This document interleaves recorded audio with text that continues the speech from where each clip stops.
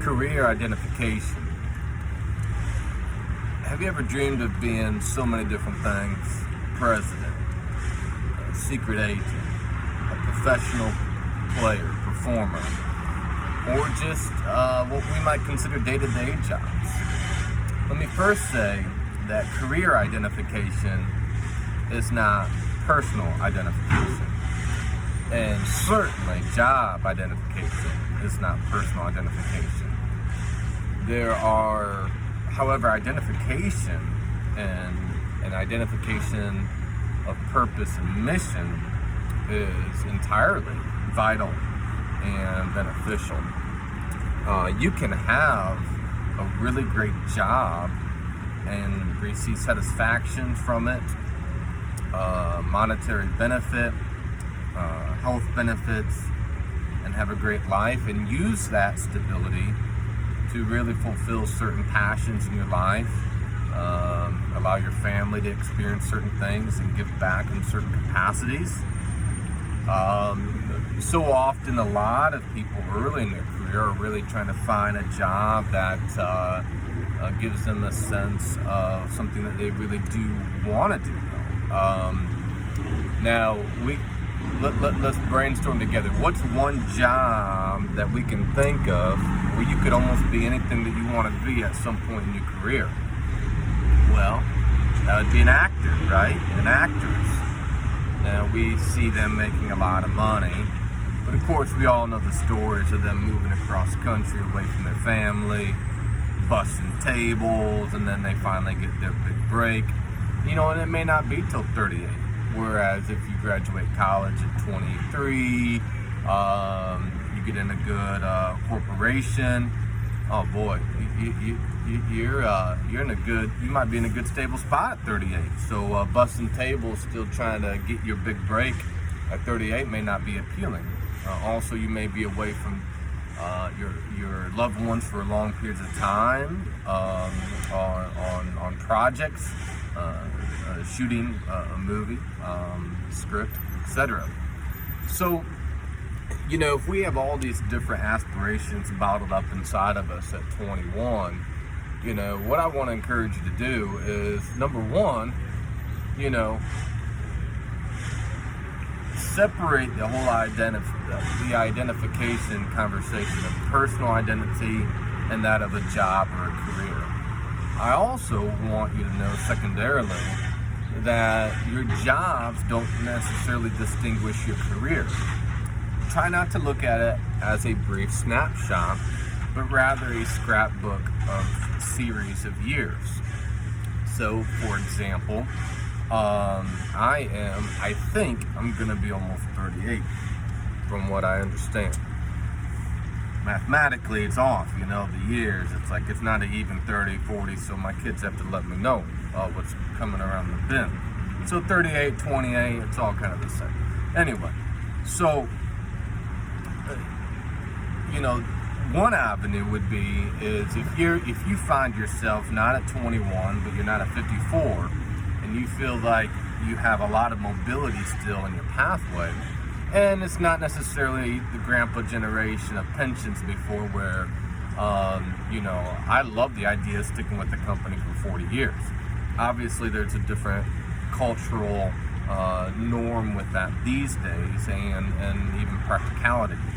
But, you can go two different routes, if you can utilize where you are and your skills and look back over the different jobs that you've had, isolated different windows of time in your life, you can really start to build a career portfolio that you're not just what that one particular job was for 2 years when you were 26 to 28, but that can help make up a career portfolio that shows a greater, more broad picture of you. So if your title was sales associate from 26 to 27, 28 years old, and you're 38 years old, you can still harvest that sales experience, but paint a broader picture of who you are.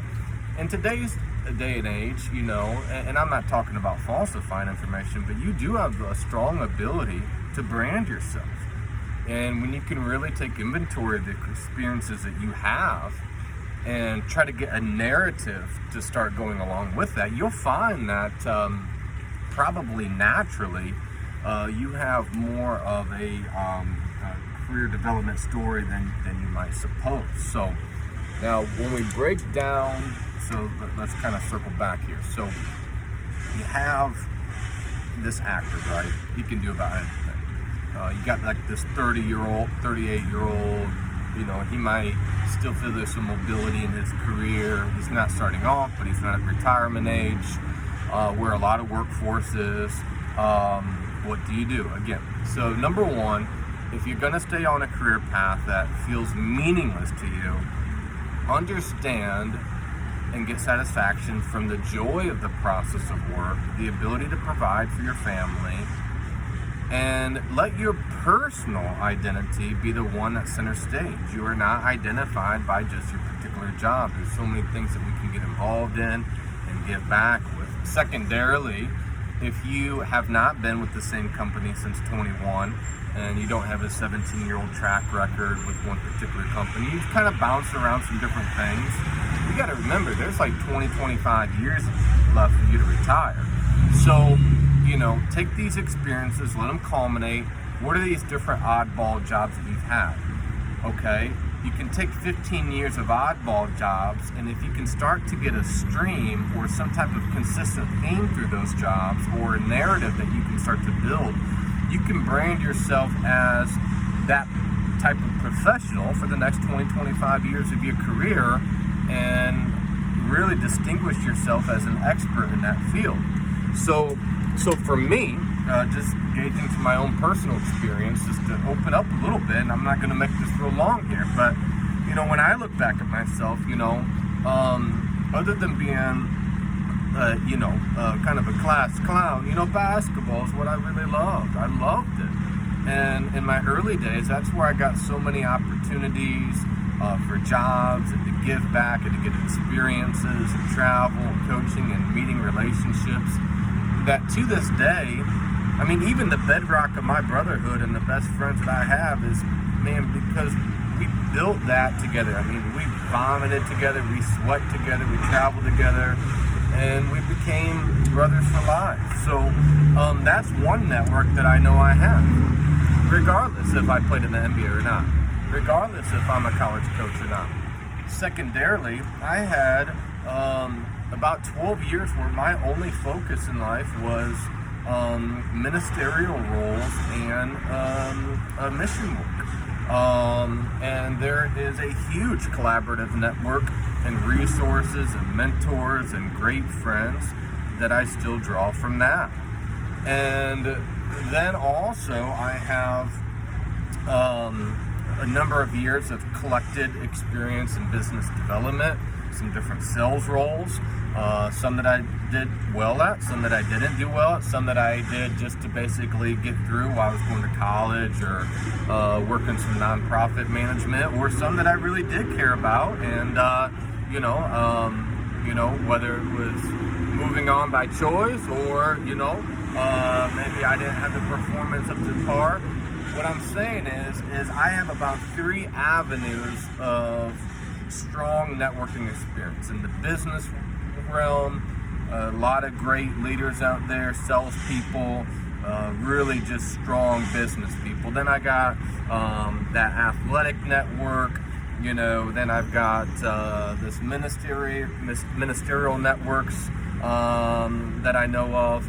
And then I've done collegiate scouting too, so that kind of throws in a whole renewed sense of some of these relationships.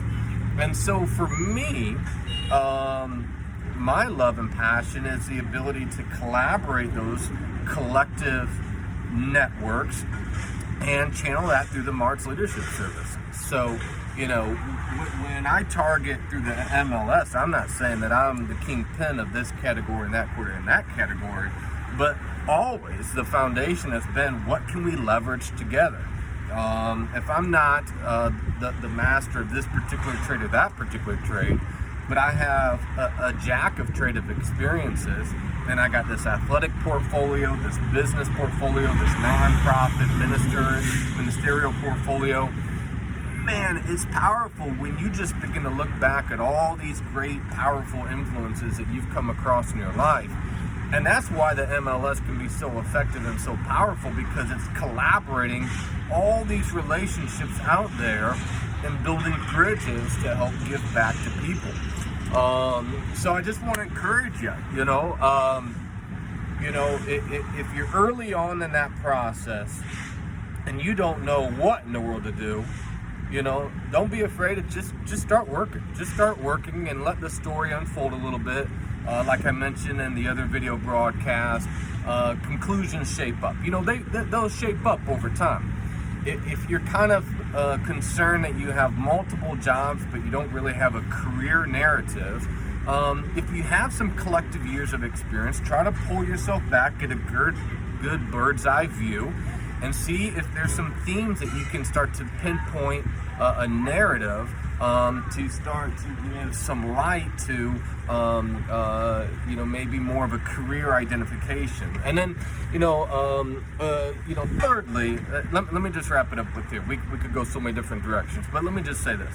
Look, if you got to work a job, take care of your family. But look, don't be afraid to get out there. If you have an entrepreneur mindset, if you have a pioneering mindset, and leverage what you got. I love what I do because I'm basically a walking actor, except it's genuine. I'm not acting nothing. I put on my basketball shoes and look like a coach one day, I look like a scout another day, I look like a banker another day, because I'm working all these different angles of life, these industries, and being able to target and build bridges and give back. And so it's a fun thing. If you've dreamed of being an actor or an actress and says, I could do all these different things in one span of life, just go out there and do that. Go out there and do that. I mean, every day I wake up, I don't know, I'm a businessman, I'm a college scout, I'm a basketball guy that people can talk to. I have ministerial and nonprofit experience, and so I just encourage you, collaborate all those things. You don't have to be perfect in your track record, but your experience is invaluable. You can give back to someone, and that can count. So I just want to encourage you. Your career development is a narrative over time. Jobs are jobs, but your personal identification deep underneath that. I tell you what, before I really got hot and heavy in knowing how to draw back from my athletic experiences, before I got hot and heavy in some nonprofit exploits, before I really gathered some business experience, I was able to do some of these things because I had a firm identity of my personhood before all that stuff took on. So just want to encourage you that your job does not define the personhood of your identity. But if you can get a concrete bedrock gut feeling on who you are to a degree enough, and then start to evaluate your experience and networks, there's a powerful narrative coming down. And just remember, if you're somewhere even in your 40, 45, you got a long time where your narrative can be built up and you can be classified as an expert in that field. So just keep on keeping on. The MLS believes in you. Stay strong.